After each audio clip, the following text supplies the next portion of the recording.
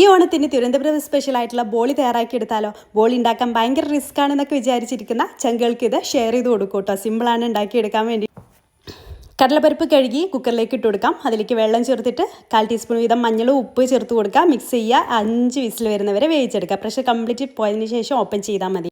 മൈദയിലേക്ക് ഉപ്പ്, മഞ്ഞൾപ്പൊടി, നെയ്യ് ചേർത്ത് നന്നായി മിക്സ് ചെയ്തതിന് ശേഷം ആവശ്യത്തിന് വെള്ളം ചേർത്തിട്ട് ചപ്പാത്തിനേക്കാൾ ലൂസായിട്ട് നന്നായിട്ട് കുഴച്ചെടുക്കുക. ഒട്ടുന്നുണ്ടെങ്കിൽ 1 ടീസ്പൂൺ നല്ലെണ്ണ ഒഴിച്ച് കൊടുക്കട്ടെ. ഈ രീതിയിൽ കുഴച്ചെടുത്തതിന് ശേഷം അതിൻ്റെ മുകളിൽ 2 ടേബിൾ സ്പൂൺ കൂടി നല്ലെണ്ണ ഒഴിച്ച് 1 മണിക്കൂർ റെസ്റ്റ് ചെയ്യാൻ മാറ്റി വെക്കാം. അപ്പോൾ കടലപ്പരിപ്പൊക്കെ നന്നായിട്ട് വെന്തിട്ടുണ്ട്. ചൂടാറാൻ മാറ്റി വെക്കുക. പഞ്ചസാരയിലേക്ക് ഏലക്ക ചേർത്തിട്ട് പൊടിച്ചെടുക്കുക കേട്ടോ. അപ്പോൾ അതായത് മിക്സിയിലിട്ട് നല്ല സ്മൂത്തായിട്ടൊന്ന് പൊടിച്ചെടുത്തിട്ടുണ്ട്.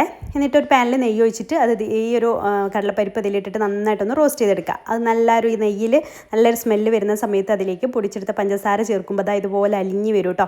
അപ്പോൾ ആ ഒരു അലിഞ്ഞതൊക്കെ മാറി ഇതുപോലെ ഡ്രൈ ആയിട്ട് ചട്ടിയിൽ നിന്ന് വിട്ടു പോരുന്ന പരുവാകുമ്പോൾ തണുത്തതിന് ശേഷം ഇതുപോലെ ബോൾസ് ആക്കി എടുക്കാം. ഞാൻ 14 ബോൾസ് ഉണ്ടാക്കി എടുത്തിട്ടുണ്ട് കേട്ടോ. ഈ ഒരു അത് വെച്ചിട്ട് എന്നിട്ട് 1 മണിക്കൂറിന് ശേഷം ഇത് കയ്യിലിട്ടിട്ട് നൈസായിട്ടൊന്ന് പരത്തിയെടുക്കാം. നല്ല നൈസായിട്ട് പരത്തണം. ചെറിയൊരു കോട്ടിങ് മാത്രം മതി കേട്ടോ ആ ഒരു ബോളിൽ. എന്നിട്ട് കുറച്ച് പത്തിരിപ്പൊടി തൂവിയിട്ട് ഇതുപോലെ നൈസായിട്ടൊന്ന് പരത്തിയെടുക്കാം. എന്നിട്ടൊരു പാൻ വെക്കുക. ആ ഒരു പാനിലേക്ക് ഇത് ഇട്ട് കൊടുത്ത ഉടനെ തന്നെ ഒന്ന് മറിച്ചിട്ട് എടുക്കുക. അങ്ങനെ 3ാമത്തെ മറിച്ചിൽ നല്ല പൊങ്ങി വരും കേട്ടോ. ലാസ്റ്റ് എടുക്കാൻ നേരം കുറച്ച് നെയ്യ് ഒന്ന് സ്പ്രെഡ് ചെയ്ത് കൊടുക്കുക. എന്നിട്ട് ഇതിൻ്റെ കൂടെ നല്ലൊരു പാലട പായസം തയ്യാറാക്കി എടുത്തിട്ടുണ്ട്. ഡീറ്റെയിൽഡ് റെസിപ്പി FBയിലും യൂട്യൂബിലൊക്കെ ഉണ്ട് കേട്ടോ. ഇഷ്ടമായ ലൈക്ക് ചെയ്യണേ.